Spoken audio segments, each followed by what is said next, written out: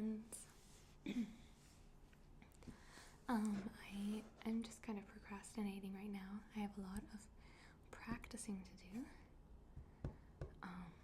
And I'm procrastinating by showing you my books and all the music that I have to practice. Because every time I've been practicing, I've been thinking about like, oh, this book is amazing. I really need to just use it in a sounds video. I'm still a little flummy, so I apologize for that sound in my voice. But yeah, okay, I'm gonna show you. I have a few pile stuff. A whole bunch of music. But I'll just start with this book is missing its cover because I've been using it for so long. This is a technique book. Not very fancy cover page. Daily exercises. It's pretty dirty, and I have some keeping track of some things up here in the corner when I was in school. Like for a couple weeks, what was I marking? Oh, how long I could hold notes. This is my average. This was 2 years ago. 2011, about 25 seconds on each note.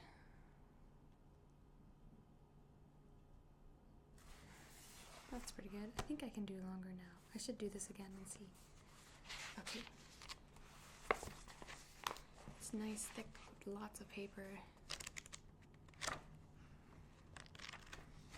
It's meant to last because you're supposed to do this every single day, and I pretty much do. So this is put together by this guy, Julius Baker. There he is. Oh. He played principal with the New York Philharmonic for a really long time. Taught at Juilliard.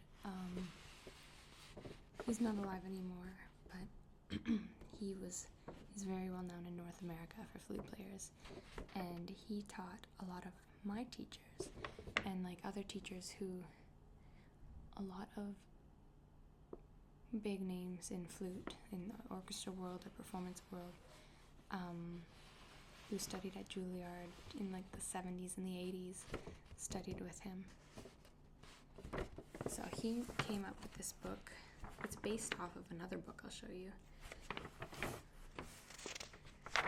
He talks a lot about what to do and more of that stuff about other flute players. You can read, I have read it because that's what you do when you want to get really good at something. So, this is the first exercise. It's a scalar quintuchords in major key. And what it does is it just goes up 5 notes. They're just written out. Like, he didn't need to waste all this paper. You could generally do this by memory, but it's just going like do, re, mi, fa, sol, fa, mi, re, do, and up and down really fast. You just have to do it all in one breath. And then it kind of does a variation of that for the next key. And so every single one is going up. So maybe if you were in choir, you know, and you sing like tra la la la la la la la la do do da da da da da da da da da, and going up and up and up. That's what this is doing, but it's doing it way more. You're going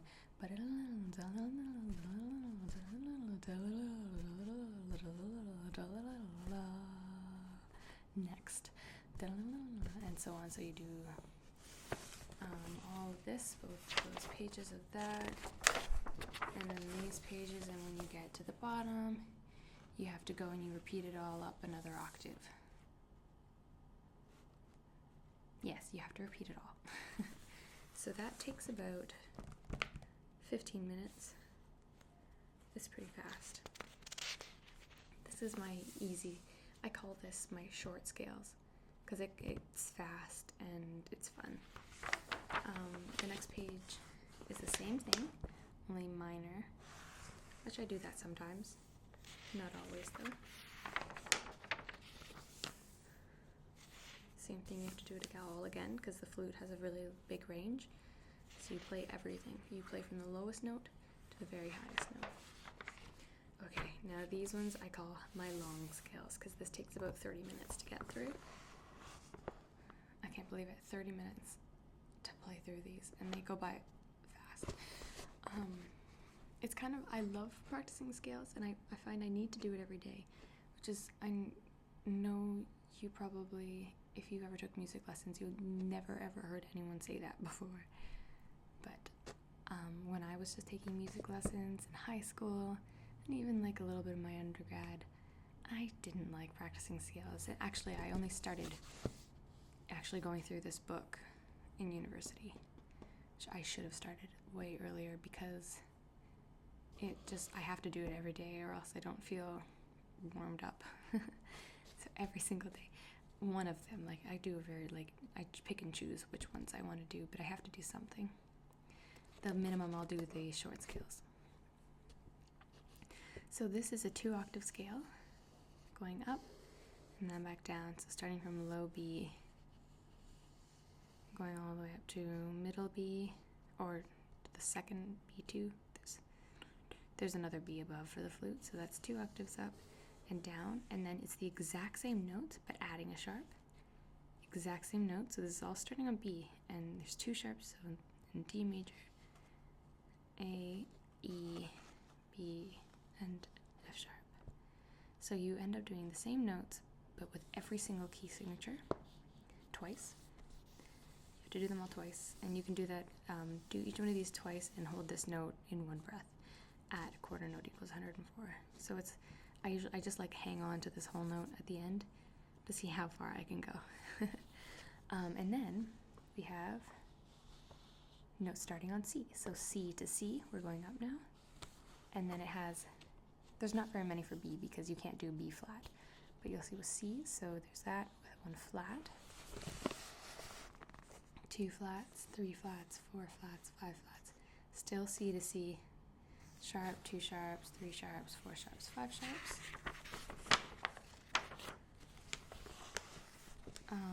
And then D. So we're on D. And D flats with all the flats on that D to D. And then all the sharps from D to D. And then E. E with all the flats. And then E.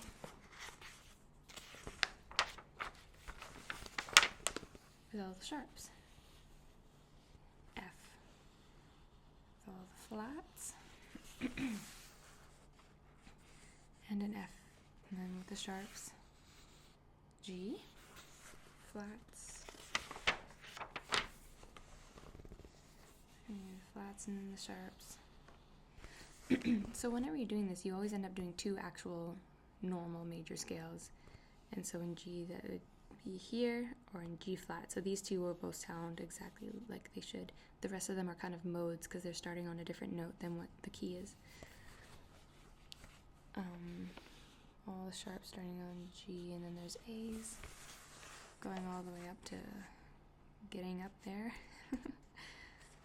Welcome to playing the flute. You just don't even have to worry about those notes. There's all the flats and then all the sharps. And then a B all the way to B. So this is, we've just done 1 octave from the very beginning of this book. With all those scales so far, it's only been B to B. So that's 8 notes, or 8 starting notes. And there's all the B's with the flats and the sharps, and then C's. So all the way to high C, blah, blah, blah, blah, blah. And this is where it ends, but I go back to put the D's, and I do this all up an octave, because you can play a high D on the flute. It's hard, and it's really loud, but you have to practice it every day. Okay, so, oh yeah, you'll see I have little 8 VAs written on here. Teachers like do all of this up an octave. These are the minor scales.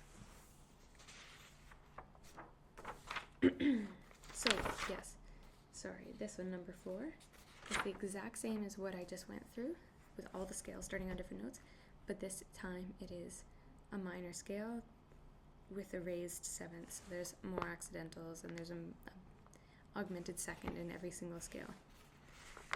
If that makes sense to you, awesome. I have to make more theory videos to help the rest of you guys out with that. When I learned scales for exams when I was in high school, I never had them written down because you have to play them by memory. So I just kind of, you figure it out and you play through it by memory. But I kind of wish that my teacher had me doing both ways, because yes, you have to have it memorized, but it's really good to explore the scale in like as many variations as possible. And sometimes you just like, I barely even look at this book when I'm playing them, because I do have them memorized and I know what it's supposed to sound like because I've done it so many times. Okay, we're almost through all the minors, and it's falling. My book is falling apart. The staples are broken. Okay, this is one of my favorites. It's 7th chord arpeggios. And for this, if I was still in school, and I had ear training tests, I would write in what the arpeggios are. But so this one, I can just tell you, is C, E, G sharp, E. It's a 7th. It's an augmented 7th chord. And then this one, C, E, G, B. And up another octave of that is just a major 7th chord. And this one here, I need to keep my monitor on so I can see what I'm looking at. C, E, G, B flat is a dominant 7th chord, so up and down that. C, E flat, G, B flat is a minor 7th. C, E flat, G flat, B flat is a half diminished. And then this one is a full diminished. So these are all 7th arpeggios, so there's 7th. Math and music doesn't make much sense. A 7th chord has 4 notes in it. It has 1, 3, 5, and 7. So that's why it's called a 7th chord, but it's 4 notes instead of just 3, like you hear in like Mozart. So this goes through, so those are all the ones starting on C, and then it goes all the ones starting on C sharp, all the ones starting on B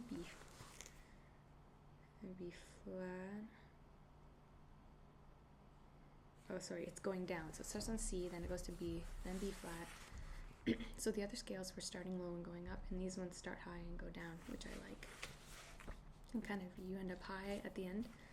I usually do like one straight kind of scale where all the notes in a row like this, and then do the arpeggios along with it. So this, I wish I would edit this book, because he has some crazy ideas like with double sharp. So every single note is sharp and double sharp. So he should have rewritten this enharmonically to make more sense. It's a G sharp, I think. It should have just been A flat. Just my opinion. But everyone makes mistakes. More 7ths. No, it's broken. It's sad. Okay. And then this is the exact same chords, but now instead of them going in order, like 1, 3, 5, it goes 1, 5, 3, 7, 1, 5, 3, 7, 1, 5, 3, 7. And each is 3 octaves, I think.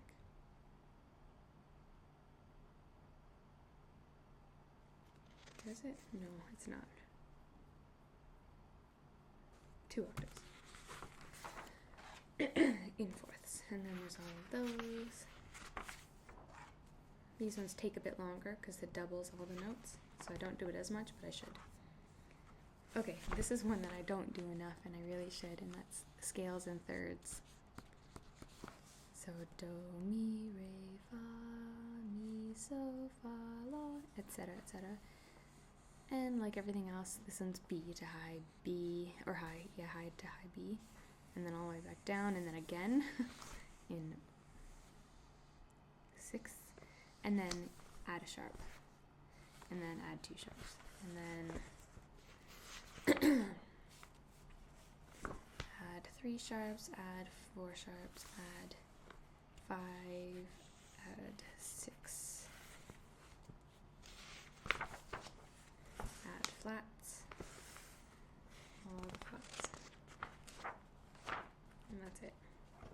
So it just goes from low to B to high B, that's it. Sixes, so it's the same thing, but it's skipping more. It's way leapier. Same thing, adding more and more, going through every single key signature.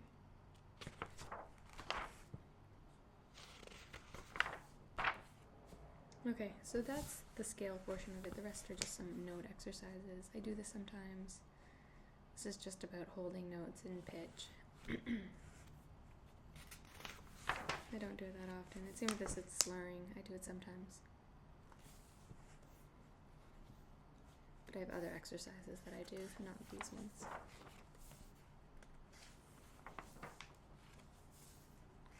I'll just go on and on. And the rest of this book is, I don't use it quite so much. It just has an excerpt from like Midsummer Night's Dream to help you with double tonguing, but I have the part for this and I played it. And then this is another thing that you can use for double tonguing. A Bach sonata. The rest I don't use. There's some duets that I've never played that go up to like really high notes for no reason. I've never heard anyone perform. He talks about these at the beginning of the book. And that's it. Okay, so that took a while to explain, almost as long as it takes to play it, but I love this book.